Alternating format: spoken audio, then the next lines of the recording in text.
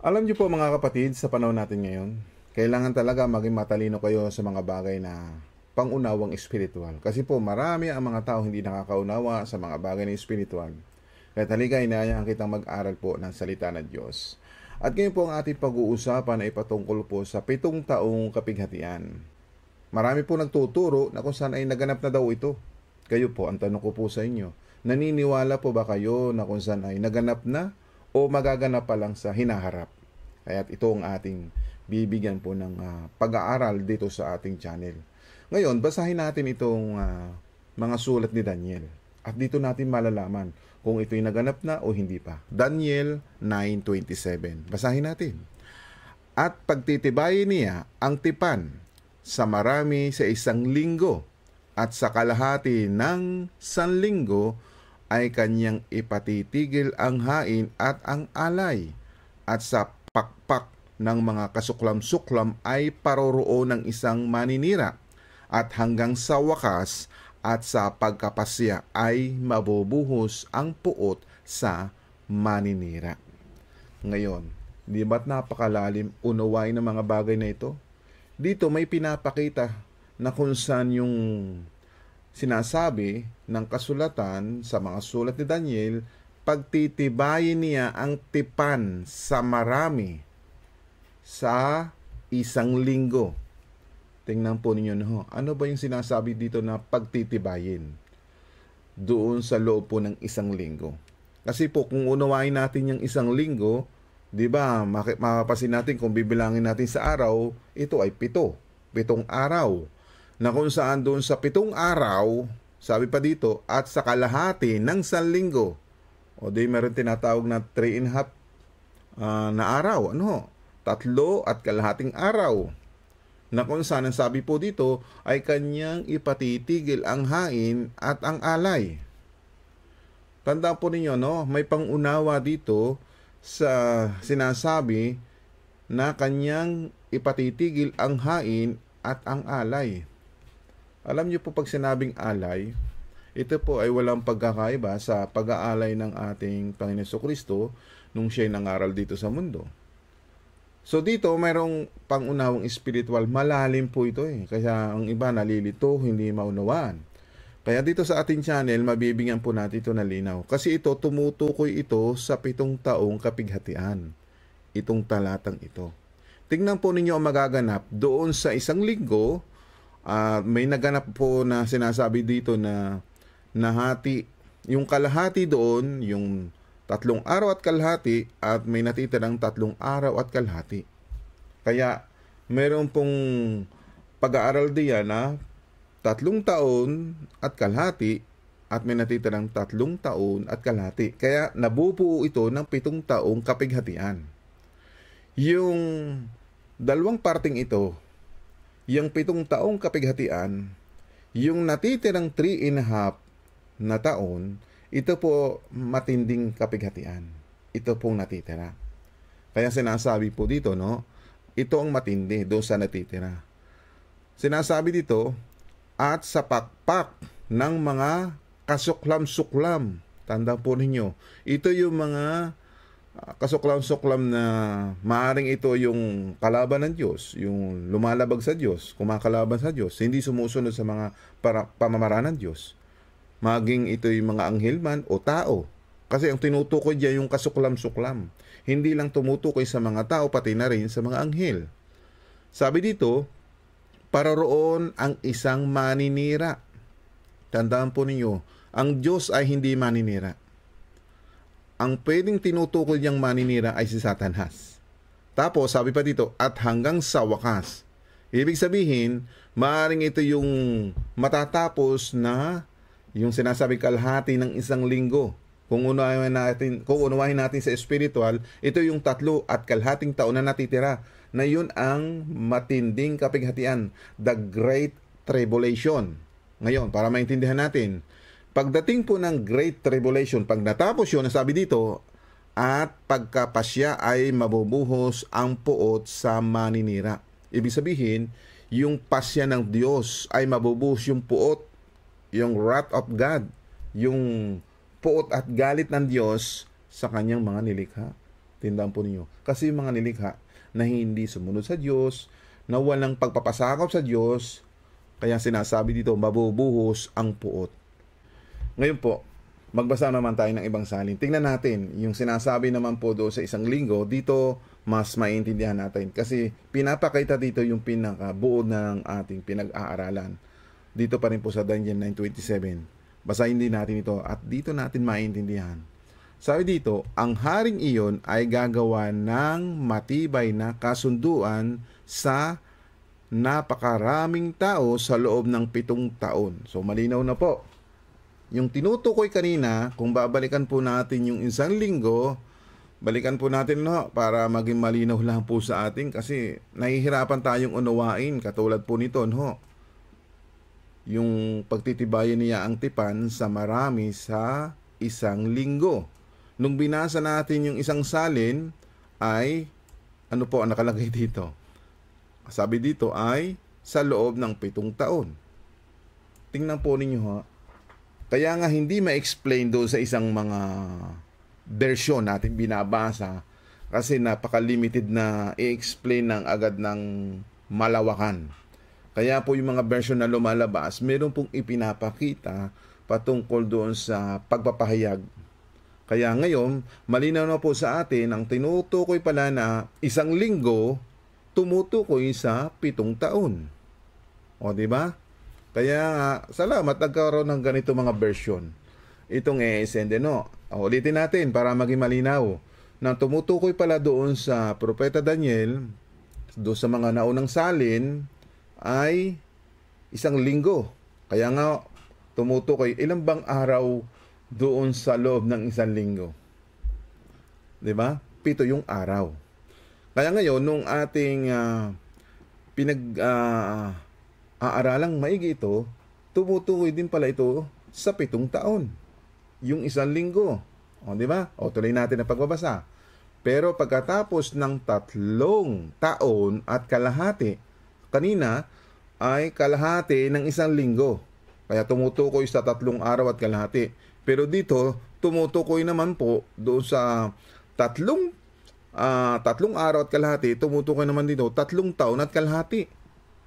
O, tuloy natin Patitigilin niya ang mga paghahandog at ilalagay niya ang kasuklam-suklam na bagay na magiging dahilan ng pagpapabaya sa templo. May magaganap pala sa panahon po ng tribulation na yan, magkakaroon pala ng pagpapabaya sa templo. Bakit kaya? O, ituloy natin. Mananatili ito roon hanggang sa dumating ang katapusan ng hari na itinakda ng Diyos. Kaya nga po, mayroon pong katapusan ang ating pong pamumuhay dito sa mundo. Bakit po? Kasi nga po, meron pong darating na kapighatian dahil nga po manggugulo si Satanas. At si Satanas na mandaraya sa buong mundo, bago dumating iyon, magkakaroon po muna yung sinasabing hari. Sinasabi dito, gagawa ng matibay na kasunduan. At iyon po ang tinatawag doon sa unang kalahati. Di ba 7 taon? Yung 3 taon at kalahati, doon po magkakaroon po ng kasunduan sa napakaraming tao sa loob ng 7 taon. Nakita po ba ninyo? Ibig sabihin, meron po diyang magaganap doon sa 7 taon.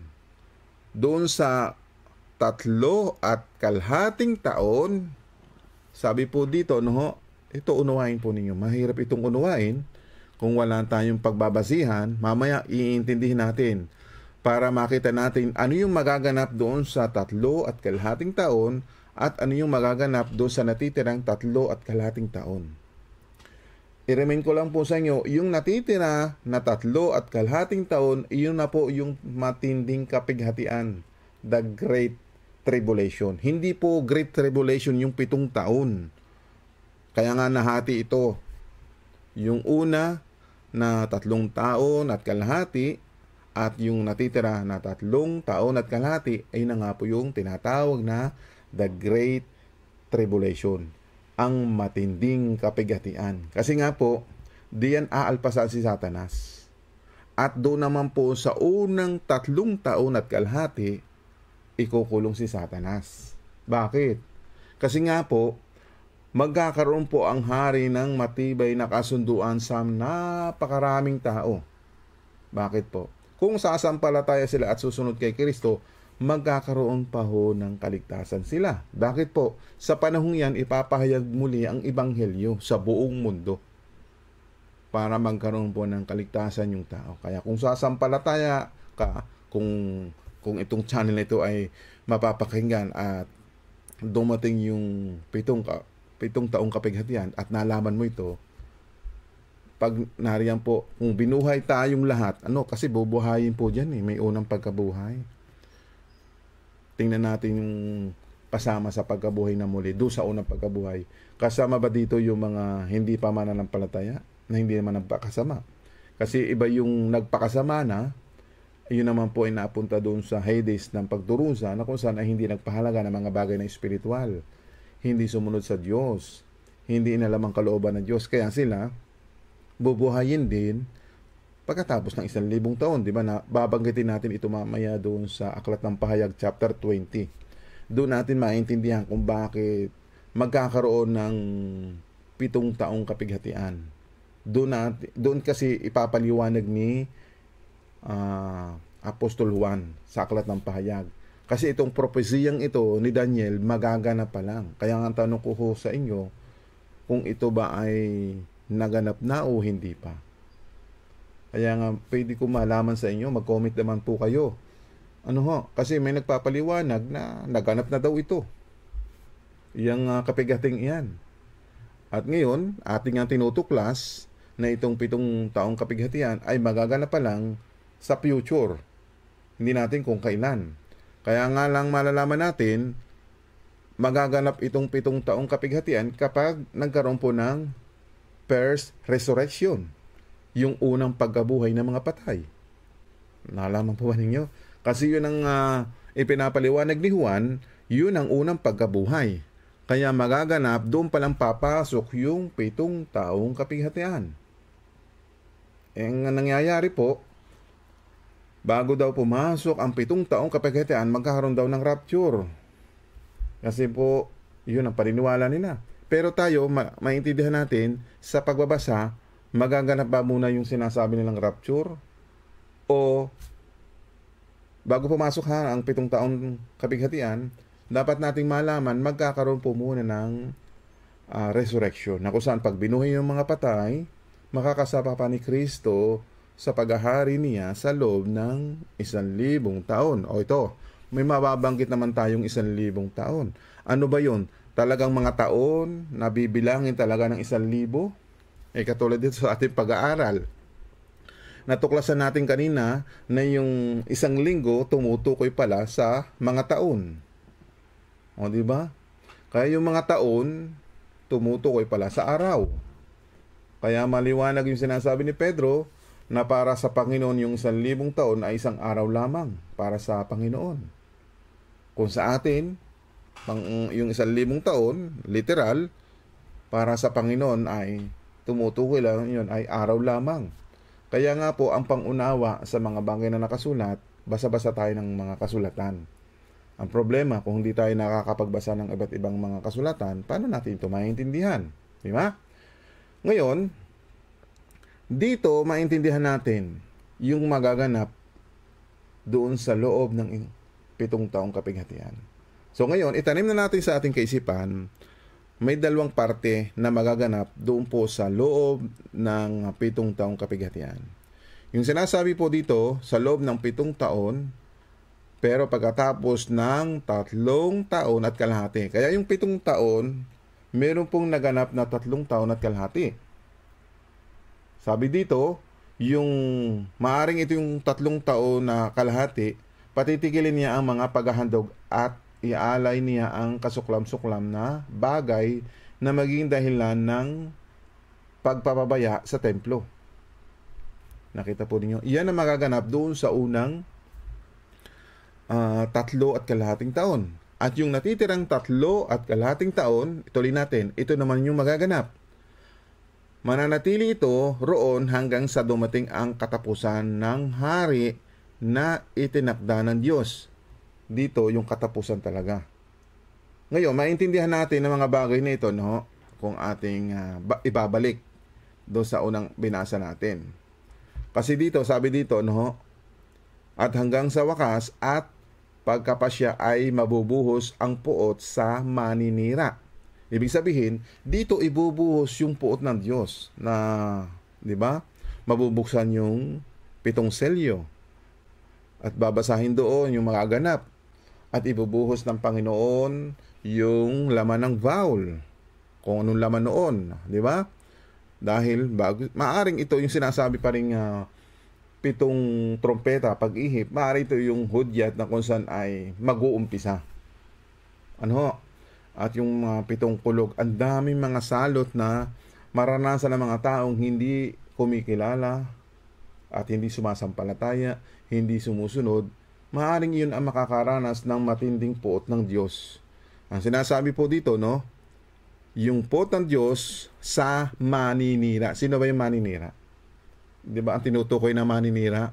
Kung natatandaan nyo yung talinghaga ni Hesus Kristo patungkol doon sa mga nagtanim na kung saan ay may tumubo na mga damo.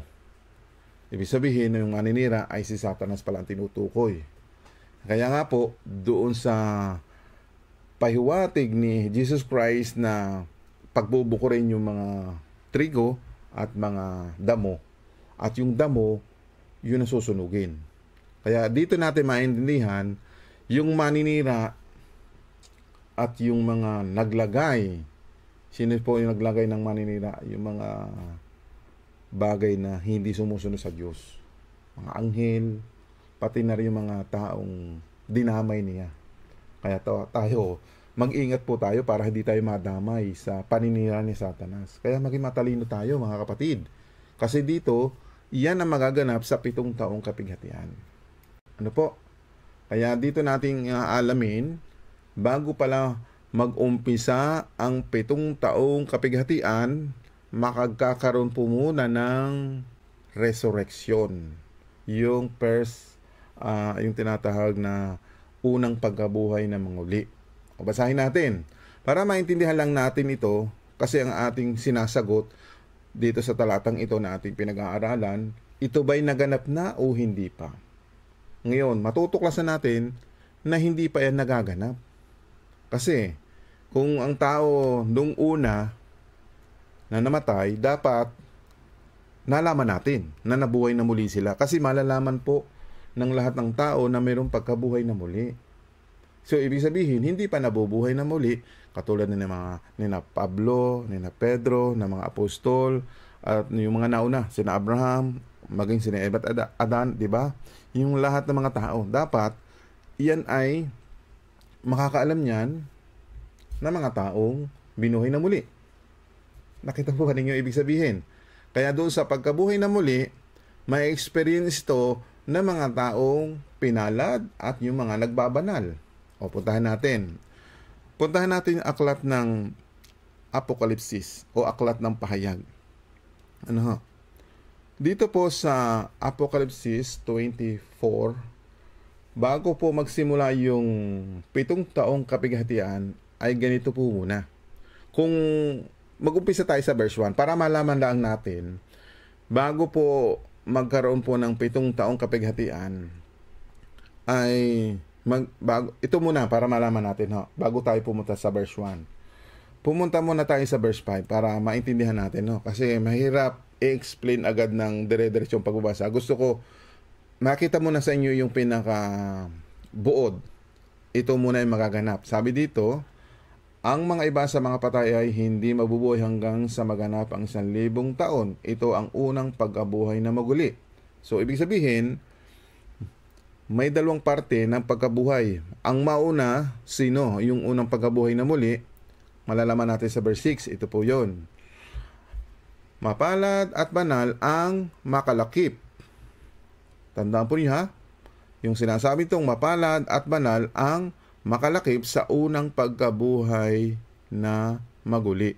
Sa mga ito ay walang kapangyarihan ang ikalawang kamatayan, kundi sila'y magiging mga saserdote ng Diyos at ni Kristo, at maghaharing kasama niya sa loob ng 1,000 taon. Meaning, ito po yung ating pag-aaralan din, yung 1,000 taon, napakatindi naman ito. Nabuhay na nga silang muli, di ba?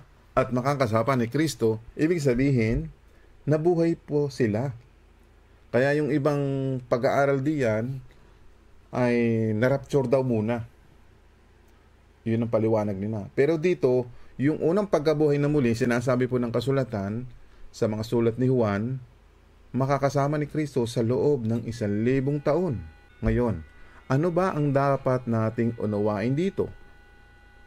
Yung sinasabi po dito, 1,000 taon, ito ba'y literal na talagang 1,000 taon na magaganap? Katulad kanina nga, binasa natin yung 1 linggo, tumutukoy pala sa mga taon. Mapansin po ninyo? Kaya maaaring itong sinasabi ni Apostol Pedro para sa Panginoon ay isang araw laang, kung sa atin ay 1,000 taon. Kaya dapat malinaw ang ating pangunawa sa ating binabasa. Kaya bago po sumapit yung 7 taong kapighatian, magkakaroon po muna ng unang pagkabuhay na muli. Kaya dito sa 7 taon, kaya dito natin alamin. Yung 7 taon po na sinasabi dito, no, yung unang kalahati. Balikan natin. Dito, no, dito kalahati ng 1 linggo, yung pangunawa natin dito, mga taon pala, kung binasa natin sa ibang salin. Yan, mga taon. So, yung 7 taon na kalahati, ano magaganap dito? So, diyan papasok yung 7 taong kapighatian, pero yung magaganap diyan sa unang kalahati na 3 taon at kalahati, ano magaganap diyan?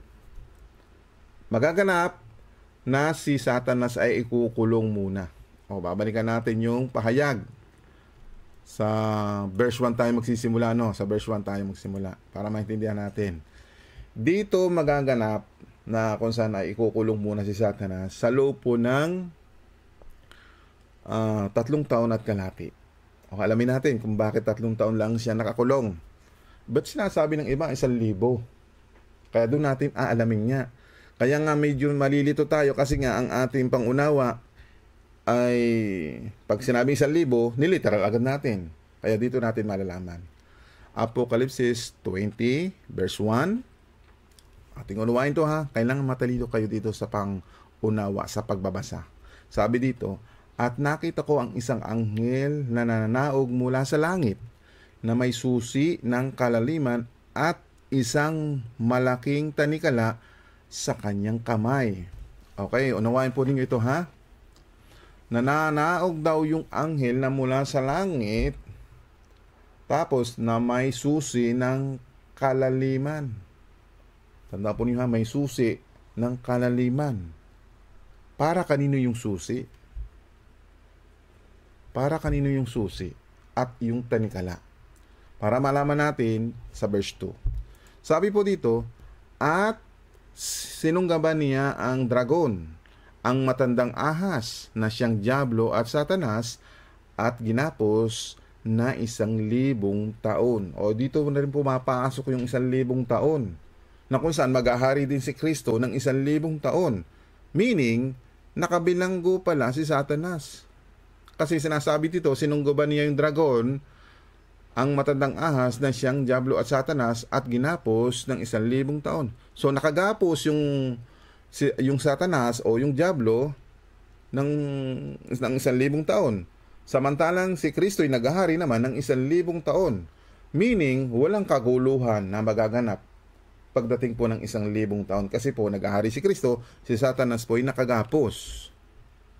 Nakagapos nga ba? Yan, iginapos ng 1,000 taon. Ang tanong, saan iginapos nung anghel na kung saan ay may dalang susi at tanikala?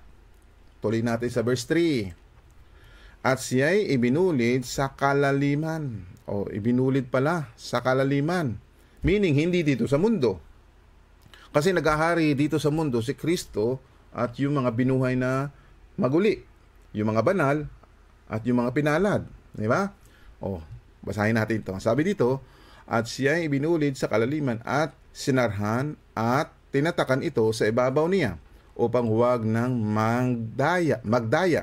Ibig sabihin, malinaw po, para hindi makapandaya si Satanas habang naghahari si Kristo kasama ng mga banal at yung mga pinalad. Ulitin natin para malinaw. At siya ay ibinulid sa kalaliman at sinarhan at tinatakan ito sa ibabaw niya upang huwag nang magdaya sa mga bansa hanggang sa maganap ang 1,000 taon. Ngayon, habang nakakulong si Satanas ng 1,000 taon, naghahari si Kristo kasama yung mga pinalad at mga banal. Kaya nga po maaring yung mga banal ay nangangaral ng ebanghelyo. Di ba? Bakit? Wala si Satanas, hindi makakapandaya. Ibig sabihin, partida sa mga tao. Wala na nang dadaya. Kaya, kung sasampalataya ka o hindi, wala mag-uudyok sa'yo na kung saan ay huwag ka na sumampalataya. So, diyan, magkakaroon talaga ng yung sinasabi nating tipan ng Diyos. Tapusin natin yan at babalikan natin yung ating inumpisang binasa kanina sa propesya ni Daniel 9:27. Alamin natin ito ha. Kasi ito ay nasasakop doon sa ating binasa kanina. Balikan natin ito ha. Ulitin natin. Sabi po dito, at siya'y binulid sa kalaliman at sinarhan at tinatakan ito sa ibabaw niya upang huwag nang mandaya sa mga bansa hanggang sa maganap ang 1,000 taon. Pagkatapos nito ay kinakailangan siya'y pakawalang kaunting panahon. Bakit pakakawalan pa? Tandaan po ninyo, pakakawalan din pala si Satanas pagkatapos ng nakakulong siya ng 1,000 taon. Ang sabi po dito, pagkatapos ito ay kailangan siya ay pawalang kaunting panahon. So may natitira para sa kanya naman. Maaring itong natitirang kaunting panahon, maaring ito yung natitirang 3 taon at kalahati, diyan aalpasan si Satanas. Ngayon, balikan natin yung ating pinag-aaralan. Naangkop ito doon sa propesya ni Daniel. Balikan natin yung Daniel 9:27. Yung sinasabi po dito, at pagtitibayan niya ang tipan sa marami sa 1 linggo at sa kalahati ng 1 linggo at kanyang ipatitigil ang hain at ang alay at sa pakpak ng mga kasuklam-suklam ay paroroon ng isang maninira at hanggang sa wakas at sa pagkapasya ay mabubuhos ang puot sa maninira. So, ibig sabihin, yung mabubuhos ang puot, ibig sabihin nga po, yun, naiintindihan na natin. Bago po ibuhos ang puot, pagkatapos po ng 3 taon at kalahati, at yung natitirang 3 taon at kalahati, doon mabubuhos naman ang puot doon sa maninira. Kaya ibig sabihin, aalpasan si Satanas. Nagit ba ninyo? Kasi nga, pakaunting panahon, aalpasan daw. Balikan natin yon. Saan ba tayo na natapos? Sa verse 3 ba? Punta tayo na verse 3. Sabi po dito, pagkatapos ito ay kailangan siya'y pawalang kaunting panahon. Si Satanas pala yung pakakawalan. Ibig sabihin, pakakawalan, yung natitirang 3 taon at kalahati, doon naman po maghahari si Satanas. Kaya po, yung maiiwan, kasi po, mayroon pong palang magaganap. Kasi dito, matapos daw yung unang 3 at kalahating taon, may naganap doon, nangaral. So, bago tayo pumasok doon sa natitira na 3 taon at kalahati, doon pakakawalan si Satanas, yun po ang tinatawag na The Great Tribulation. Ngayon, bago natin yung puntahan, bigyan po natin ito ng part 2. Bakit po? Kasi, alamin muna natin yung unang parte. Ano ang nagaganap dito? Nakita natin sa unang kalahating, doon sa 7 taong kapighatian, di ba? May 3.5 years. Nagaganap ito palang tinutukoy na 1,000 taon na kung saan nakakulong si Satanas. Balikan natin yung ito. Basahin natin muli. At sinunggaban niya ang dragon, ang matandang ahas. Yung tinutukoy na dragon na matandang ahas ay siya yung Diablo at Satanas. na iginapos sa loob ng 1,000 taon. So tumutukoy po ito sa 3 taon at kalahati. Bakit 1,000 taon? Kaya nga po, tinutukoy kanina, kapag binasa natin ito sa ibang salin, tingnan nga natin. Dinakip niya ang dragon, ang ahas, nung unang panahon na tinatawag na Diablo at Satanas, at saka iginapos ng kadena sa loob ng 1,000 taon. So talagang taonan ho. Kasi unawain natin. Kasi habang nakakulong si Satanas daw, maghahari naman ang ating Panginoon Jesucristo sa loob ng 1,000 taon. O babalikan natin yun. Puntahan natin yung verse, ito, sa verse 6 ng Aklat ng Pahayag. Mapalad at banal ang mga kabilang sa unang pag-abuhay ng mga patay, walang kapangyarihan sa kanilang ikalawang kamatayan, magiging mga pari sila ng Diyos at ni Kristo at maghaharing kasama niya sa loob ng 1,000 taon sa ibang salin. Mapalad at banal ang makalakip sa unang pag-abuhay na maguli, sa mga ito'y walang kapangyarihan ng ikalawang kamatayan, kundi sila'y magiging mga saserdote ng Diyos at ni Kristo at maghaharing kasama niya sa loob ng 1,000 taon.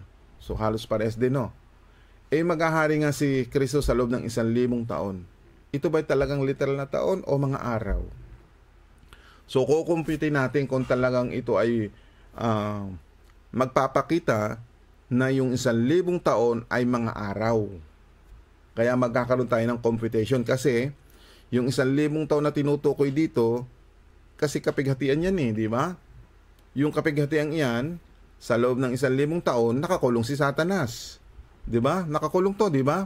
Kung mabalikan natin yung verse 2, iginapos ng 1,000 taon si Satanas. Samantalang ang ating Panginoon Jesucristo o yung mga tinawag ng Diyos na banal, makakasama naman sa loob ng 1,000 taon. Ang tanong, anong nangyayari at nagaganap dito habang nakakulong si Satanas? Ito ang ating lilinawin. At ngayon mga kapatid, magpapatuloy po tayo sa mga susunod na episode. Ipagpapatuloy naman natin ano yung magaganap dito sa loob po ng 3 taon at kalahati, doon sa unang kalahati. Iyan ang ating isusunod na pag-aaral. At pag-aaral din natin yung mga natitirang 3 taon at kalahati. Kaya salamat po sa inyong panahon at panonood at pakikinig. Sana makaunawa po kayo sa ganitong pag-aaral. Medyo may kalawakan po ang pag-aaral po dito. Kaya magtiyaga-tiyaga po kayo. Hanggang sa muli po ng ating pag-aaral, ito po yung lingkod, Brother Owen. God bless you po sa inyong lahat. See you next video.